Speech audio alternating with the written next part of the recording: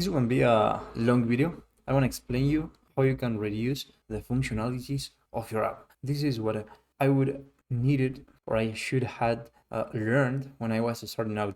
I built a very complex application. Okay, my first app took me like 9 months to build, which is a lot.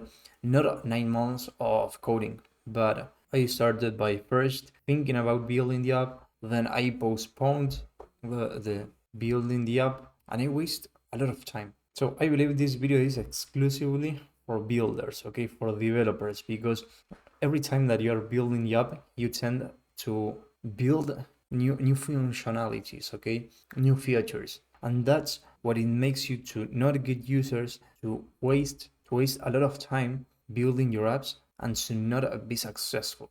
So I would recommend you to stay until the end of this video, because we are going to cover something really important that can help you a lot and can change the way you build apps, because it made me, change the way I build apps. If it's the first time that you're watching my videos, my name is Justo. I'm building 12 apps in 1 year, or I'm building apps until one of the apps finally becomes successful. Now I'm building the app number 4, which is Kogo, an app that helps you create content that drives users to your software as a service, which, by the way, I will be launching on the next couple of days. So if you are not subscribed to the channel, I will recommend you to subscribe and hit the notification bell, because in that way you can know when I launch the app. I believe the first thing that we should notice is that complexity is a tax on your users' attention, okay? A lot of people and a lot of successful founders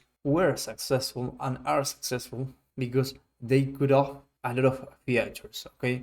And first of all, good enough features seems like something wrong, but it's exactly the opposite. Good enough features lets you focus on what is really important on your app. If you take Steve Jobs' example, for example, when Jobs returned to Apple, the company was weeks away from bankruptcy. They were selling a lot of different products, so his major act wasn't innovation, wasn't creating more product. It was distraction, okay? He drew a simple grid and killed 70% of the products. And that's literally what saved Apple. If you take the example of Instagram began as an app called Bourbon. It had check-ins, plans, gaming elements, and photo sharing. It was cluttered and confusing. He could 90% off the app, and the result was 1 million users in 2 months. So this is to show you that most people don't understand, and I don't blame them, because I started on the exact same place, but they think that creating more features is the way to go, and that's because they put emotion over data. But at least from my perspective, the way to go is the data over emotion. To get your feature list effectively, you must adopt a specific mindset. The mindset aligns with high growth startups approach content creation. Iterate based on high performance signals, no more than that. Think about it. If you had to create a content strategy, first of all, you would start by publishing content, then you would analyze what it gets the most views and engagement, or gets you more users, and you simply double down on the winners. There is no more than that. The product features are no different. They are content you are serving to your users. This is for you to understand the approach. So let's see how you could 50% of the features, and also the distractions, because by cutting off the 50% of the features, you will be able to focus on what's really important. First of all, list every feature you have currently built or planned. Now assign each feature to one of 3 buckets. But be honest with you, because if you're not honest with you, this is not worth it. First of all, the core mechanism, the one thing that solves the primary pain point. These are the things that the app wouldn't work if you don't have this. Then the nice to have, the dark mode, folder organization, advanced analytics, custom avatars, things that are not 100% necessary in the app. And then finally, the just in case, okay? Things that you would like to build or you would like to add in the app, but are not even necessary. And the only thing that you need to do here is immediately delete the just in case bucket, because they are distractions. It's as simple as that. I mean, if the features are not aligned with the core value proposition, are not worth building, at least for now, because you are focusing on building the minimum viable product and then building based on what people are saying, okay, based on the people feedback. The more feedback you get, the easier it will be for you to build a successful product. Obviously, if you pay attention to what people are saying. Something that I do every time that I build an app,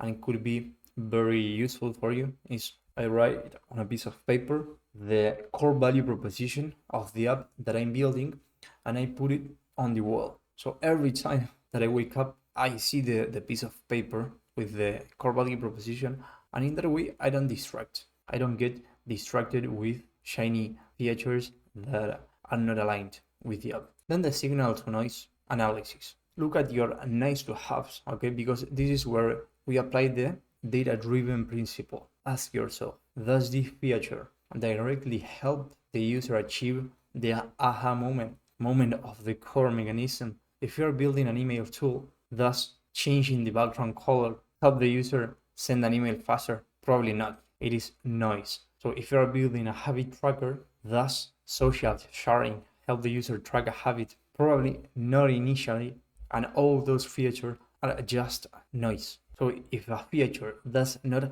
accelerate the user's journey to the core mechanism or to solve the specific problem, it is on the chopping block.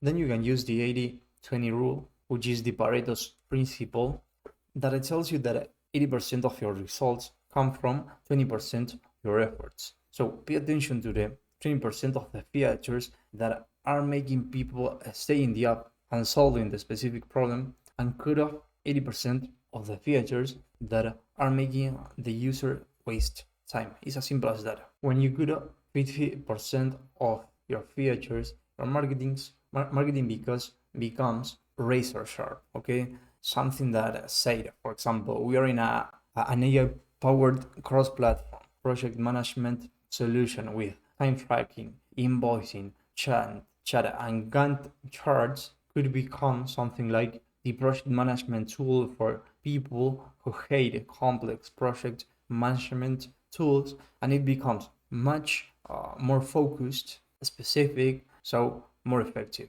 at the end of the day. And this is something that a lot of people confuse, okay? By cutting features, you aren't offering less. You're offering focus. You're offering speed. You're offering relief from overwhelm. These are powerful value propositions that you, as a builder, can sell.